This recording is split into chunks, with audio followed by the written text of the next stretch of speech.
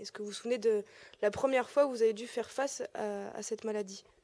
Oh là là, oui, je m'en souviens. Nous étions, parce que je travaillais déjà en collaboration avec donc Denis Méchaly, médecin hospitalier, et nous nous étions déjà préparés à faire face du peu qu'on pouvait à l'époque. Et je me souviens très bien de ma première annonce. J'avais donné rendez-vous à la personne le soir à la fin des consultations. Et ça a duré, je crois, 2 heures. Ça a été un moment terrible pour moi en tant que com. Ça a été aussi terrible en tant que médecin. Voilà, j'ai un souvenir et ce que je me souviens, c'est que grâce à la manière dont j'ai fait ça, j'ai pu ensuite partager et accompagner cette personne dans sa maladie pendant les quelques années qui ont suivi.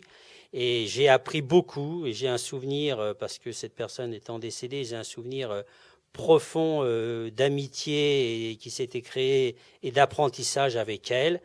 Et c'est depuis ce soir-là que j'ai un change complet au cabinet médical, car j'avais tellement transpiré, j'ai perdu 2 kilos, j'étais en eau, tellement l'émotion m'a submergé. Et depuis ce soir-là, j'ai un change complet au cabinet médical.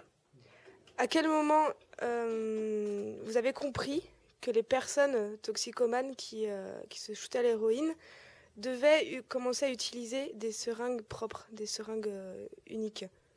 Oh ben, je m'en suis très très vite aperçu parce que le fait de travailler justement avec une équipe hospitalière où nous réfléchissions à toutes les conséquences, on a très très vite fait le rapprochement et donc très rapidement je me suis mis à distribuer des seringues avec la complicité du pharmacien, à acheter des stocks de seringues stériles et à les délivrer.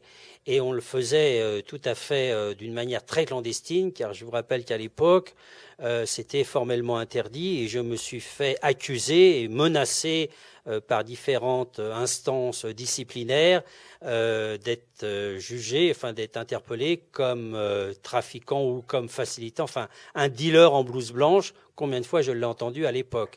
Et nous étions un des premiers cabinets à travailler avec les autorités de l'époque pour construire le programme d'échange de seringues qui après est devenu une réalité, une reconnaissance. Mais comme très souvent dans ce pays, quand vous innovez parce que vous êtes confronté à une réalité, et moi c'était évidemment ma priorité, c'était la réalité à laquelle j'étais confronté, eh ben, il faut transgresser la loi qui est complètement inadaptée, et c'est après avoir transgressé la loi, avec les risques qu'on prend à ce moment-là, qu'on peut arriver à convaincre, ce qui a quand même été possible parce qu'on trouve toujours quand même dans les institutions des personnes cohérentes et qui comprennent les choses, que nous avons, avec difficulté certes, mais nous avons réussi à convaincre les autorités du droit de diffuser les seringues stériles, puis après le Stéribox, et apprenez à vous shooter propre. Docteur Ménard, à quel moment vous avez compris que la trithérapie pouvait fonctionner? C'est un peu plus compliqué parce qu'en fait, on était tellement dans le désespoir et dans de la réalité, dans l'espérance de trouver des médicaments, que je crois qu'on y a cru avant même de savoir que ça allait marcher, parce que c'était une telle espérance qu'on s'est vraiment convaincu entre nous que ça allait marcher. Et puis les premiers résultats étaient assez euphoriques. Je me souviens de la ZT et évidemment je me tenais au courant de tout ce qui se faisait à l'étranger, de tout ce qui se faisait notamment aux États-Unis.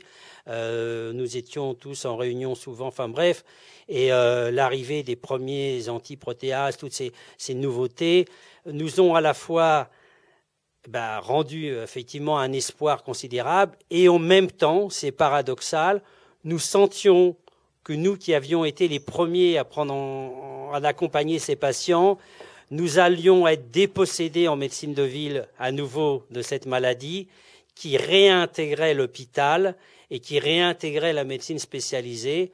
J'ai eu la chance à Saint-Denis de travailler avec des collègues hospitaliers qui heureusement n'étaient pas dans cette manière de voir les choses, et nous avons pu continuer à occuper notre place, mais je sais que l'histoire de la médecine a repris le dessus et quelque part, à nouveau, la médecine générale telle que moi je la conçois a été un peu marginalisée. Mais quand même, ce n'est rien à côté du grand progrès qu'ont été les trithérapies et les traitements qui, effectivement, nous ont rendu un espoir à juste titre, assez considérables et qui nous ont fait, nous aussi, énormément de bien.